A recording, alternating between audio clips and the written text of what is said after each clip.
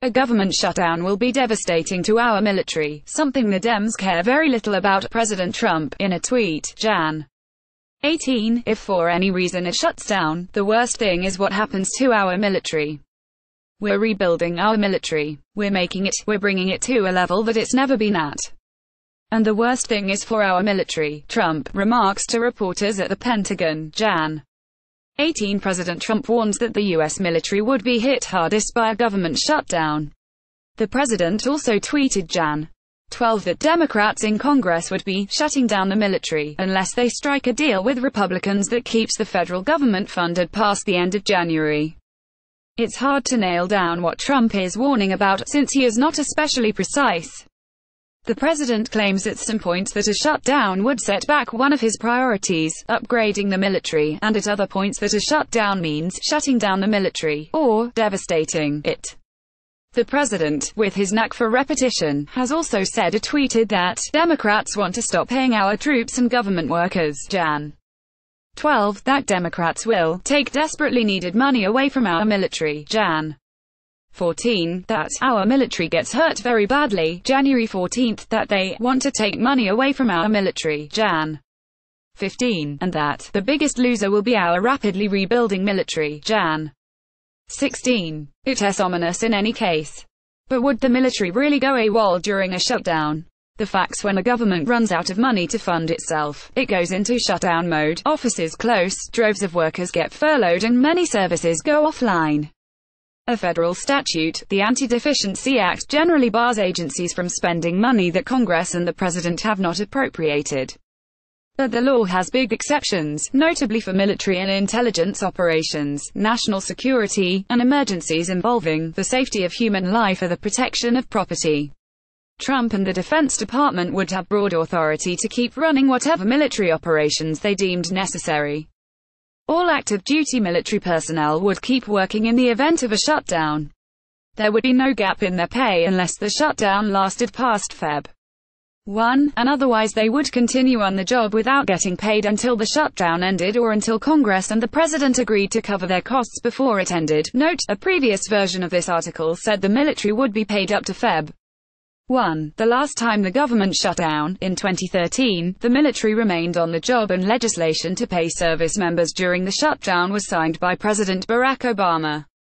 The same legislation, called the Pay Our Military Act, was used to bring back nearly 350,000 of the 800,000 civilian personnel who had been furloughed by the Defense Department. Because it was unable to pay death benefits to the families of soldiers killed in action, the Pentagon also contracted with a charity that footed those costs until the government could reimburse it. Ultimately, it's up to Trump to decide who stays on the job and who goes during a shutdown, said Stan Collender, an expert on the federal budget at Corvus MSL Group. Not only can the president decide who or what is an essential activity, the president can change his or her mind anytime. Collender said. In the past, every president has exempted the military, for obvious reasons. According to a 2015 shutdown contingency plan from the Defense Department, the military's war operations in Afghanistan and against the Islamic State and Al-Qaeda would continue, including preparation of forces for deployment into those conflicts. Contractors whose work was funded would stay on the job. Although the Defense Department would be barred from executing new contracts, it could keep doing so, where delay in contracting would create an imminent risk to the safety of human life or the protection of property, including endangering national security. The 2015 contingency plan called for 78% of the Pentagon's civilian workforce to be furloughed, or nearly 563,000 employees. Civilians who directly support the military would not be furloughed under the plan.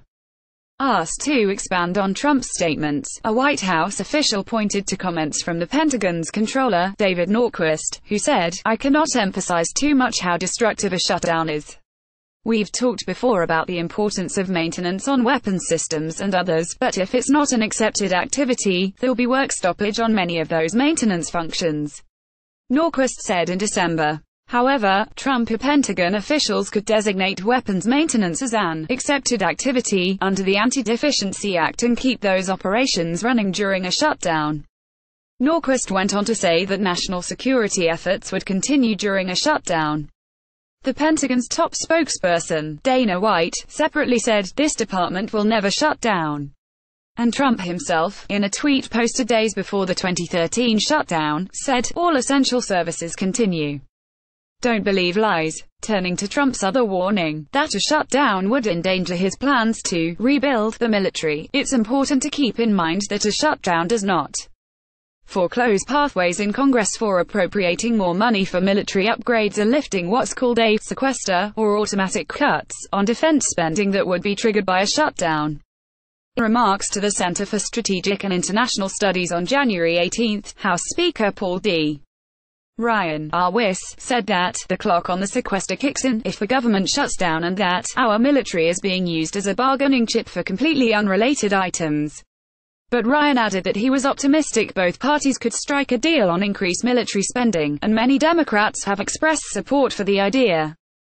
The good news is that Congress has made a bipartisan commitment to funding our national defense, Ryan said. Republicans and Democrats work together to send a strong national defense bill to the president's desk, and right now we are actually engaged in good faith negotiations to make sure that our budget cap agreement reflects those commitments.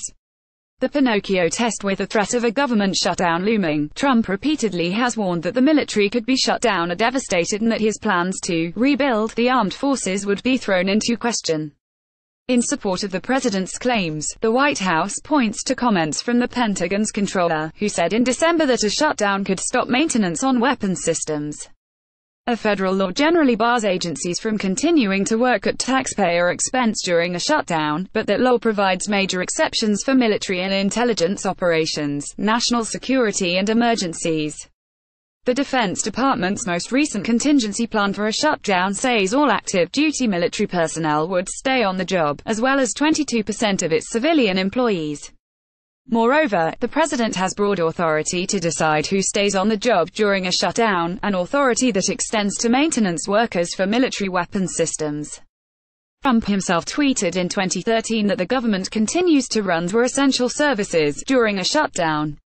The president also claimed that a shutdown would set back efforts to upgrade the military's resources and increase defense spending.